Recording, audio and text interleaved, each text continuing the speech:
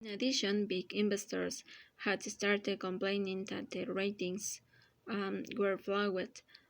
At one point, Josh Anderson, who managed asset-backed securities at PIMCO, the giant bond manager, confronted Moody's executives Mary Elizabeth Brennan in an internal emails. Brennan reported PIMCO and others.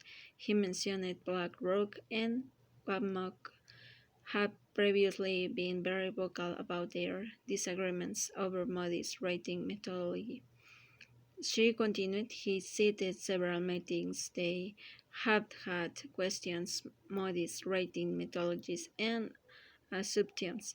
He found the Moody's analysts to be arrogant and gave the indications that were smaller than you. Anderson went on to say. Brennan wrote that Moody's doesn't stand up to Wall Street.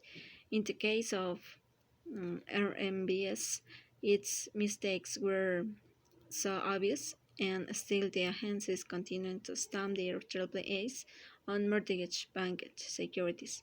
The evidence didn't seem to matter. In late December 2006, Moody's analyst David Chatterjee was shocked by his own graph of the number of mortgages on the top 10 insurers that were more than 60 days delinquent.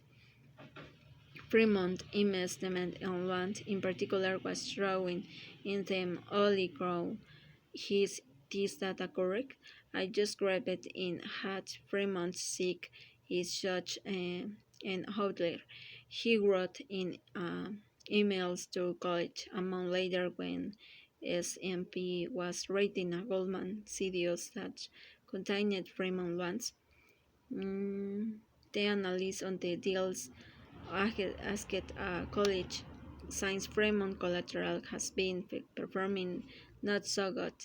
Is there anything special I should be aware of?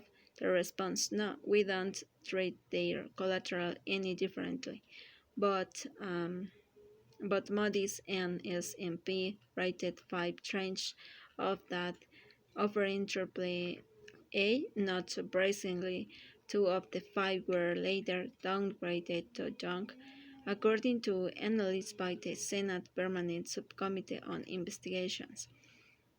It wasn't until June 2007, the same month the Bear H fund collapsed, that the rating agencies made their fifth major move toward downgrading. Emails implied that they had been considering such a move among themselves for months. It also appears that they were discussions in it with at least some Wall Street firms as well. It sounds like Moody's is trying to figure out when to start downgrading and how much damage they are going to cause. They are meeting with various investment banks. UBC bankers had written back in May who'd overseen a lawsuit involving UBC will later find probably goes to substance the claim that UBC become privy to material non-public information rating pending change in Moody's rating methodology. Yet even in July, um, the rating agencies still weren't ready to go at the end actually downgrade AAA tranche insisted on July 2007 placed tranches of securities banked by subprime mortgage on review for downgrade. Almost immediately, Moody's followed placing tranches on review, but agencies made a great point of saying that the downgrades affected only a sliver of the mortgage-backed securities they had rated. We had it takes so long. Share our book, player apart, has did paralysis, but it was also because the rating agencies heard the consequence of widespread downgrade of mortgage-backed securities. With ratings so embedded in regulations, downgrades will force many buyers to sell. That force selling in turn would put more pressure on price, which would create a downward spiral that would be nearly impossible to reserve. With subprime mortgage, that situation was exacerbated a thousandfold because the flawed ratings of residential mortgage-backed securities had been used to create countless CDOs and synthetic CDOs. Downgrades of the underlying mortgage-backed securities mm, collocates the CDOs to default even before any losses had shown themselves. The triple effect was bound to be enormous. Later that day, CMP held a conference call for investors to discuss the pending downgrades. Most people were fairly polite, but one man of that conference call, a hedge fund manager named Steve Heisman, who had taken a big share positions in mortgage-backed securities, was not. Yeah, hi. I'd like to know why now. Heisman began. I mean, the news has been out on subprime now for many months. The delinquents have been a disaster now for many months. Your rating have been called into question for many months.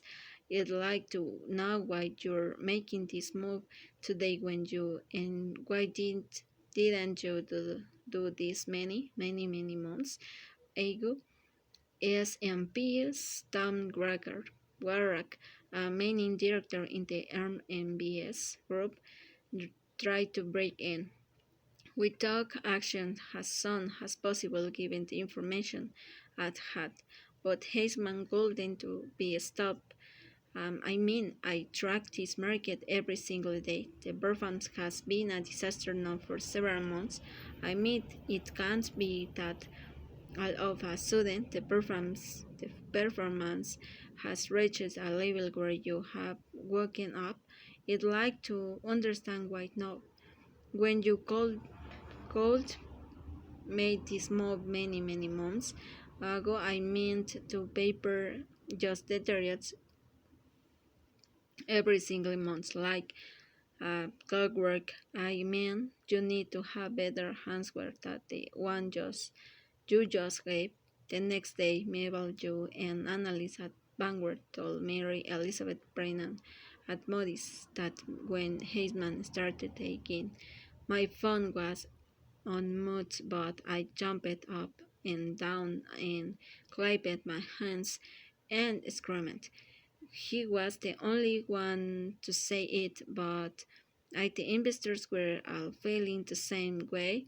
You went on to tell Brennan that Vanguard had stopped buying mortgage-backed securities in early 2006 because they were less and less comfortable with the ratings, although and Moody's wouldn't actually begin the downgrading CDS until October. The party effectively ended that day in July. But today in your calendar, wrote Robert Morley, who was in charge of the CDO's business at UBS, to college. When he was later asked what they meant by that, he explained, "Today day was essentially the beginning of the end of the CDO's business." A few weeks later, Moody's Eric Kolchewski forwarded some USA research to college. It showed that in a simple of mezzanine asset-backed securities CDOs, the BBB trenches could expect loss of 65% and that the losses would extend in the AAA trench. Kolchewski quoted the USA's report to his college. This is horrible from a rating and risk management point of view, perhaps the biggest credit risk management failure ever, he said.